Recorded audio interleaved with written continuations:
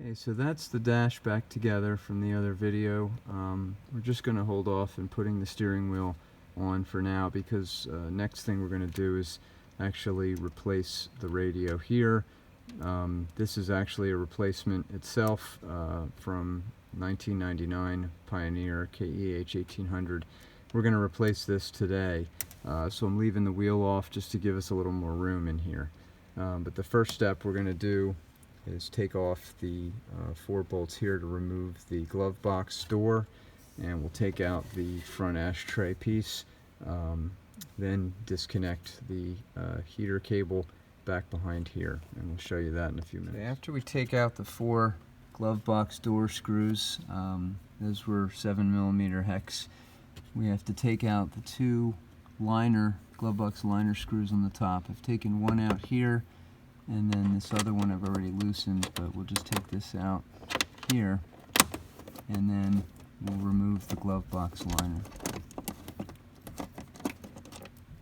So after we took out the 2 top screws, which I thought we could pull out the liner, I forgot we had 2 Phillips head screws, one here and one here.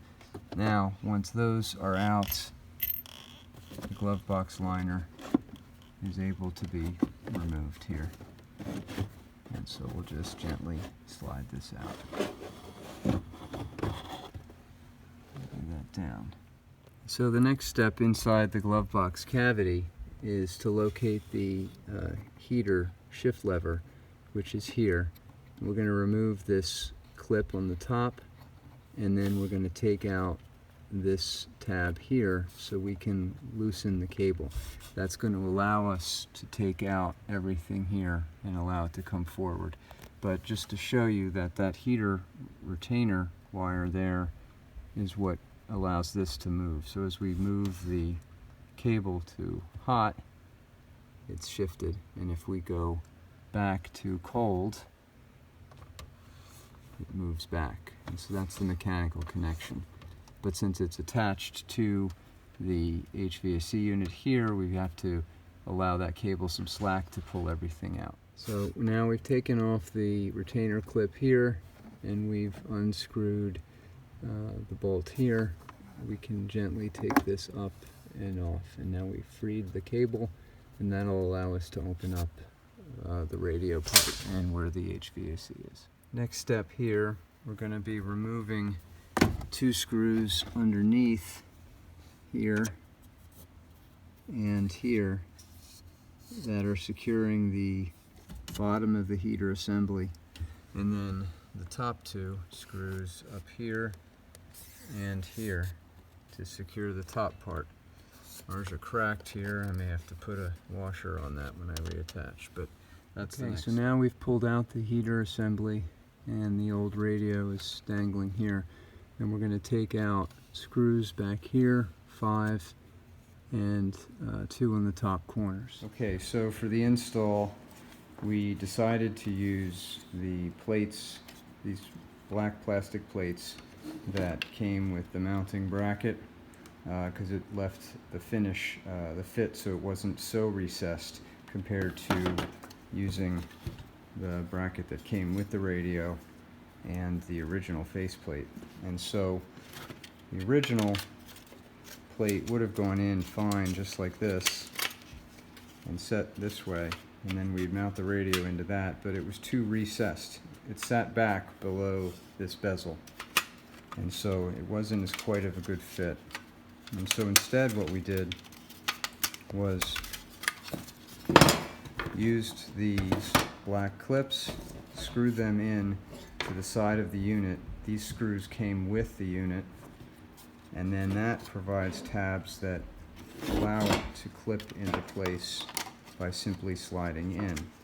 And so we slide the radio in, and it'll click into place.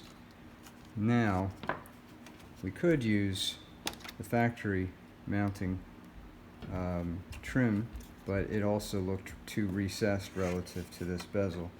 So instead, we used the adapter that came with the mount, and when you push that into place, it clips in and is more flush. and so the end result, your radio looks a bit more flush that way.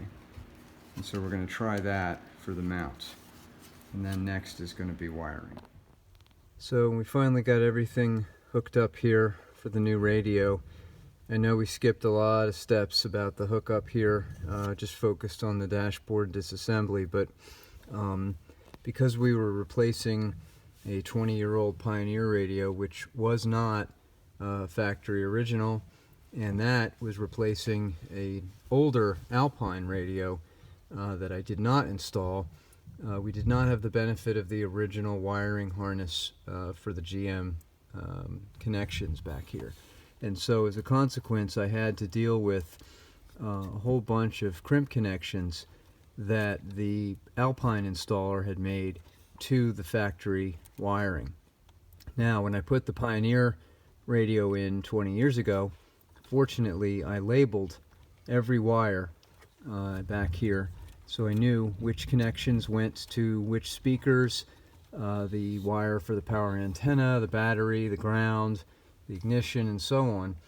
And so we were able to match the new Kenwood harness wires to the other end of the crimp connections that I had made 20 years earlier. And so everything in that sense was connected up just fine here, and the harness is there. We have the Bluetooth, we have the original antenna connection and the harness back here, as well as an extra USB that I'm going to run down the back.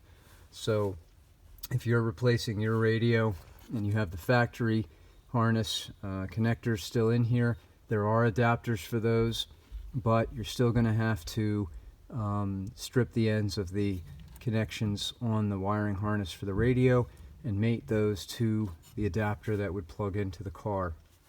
There's going to be any kind of permutations of that to be aware of. But now we're going to start to reverse the process to get this radio back in place and all of this reconnected. Okay, so we basically reversed all of our steps here to get the radio panel back in place as we described earlier, and then simply clipped in the ashtray drawer underneath and reattached the bolts for the glove box and liner after we reconnected the heater cable on behind the liner for the glove box. And so that was very difficult for us, especially because these screws behind the heater control were stripped from years ago, and so we had to deal with that to find something that would fit. And plastic pieces up in here for these bolts for braking, so we had to be very careful and put some washers here and make sure that was secure. And so now we're going to be putting the steering wheel back on.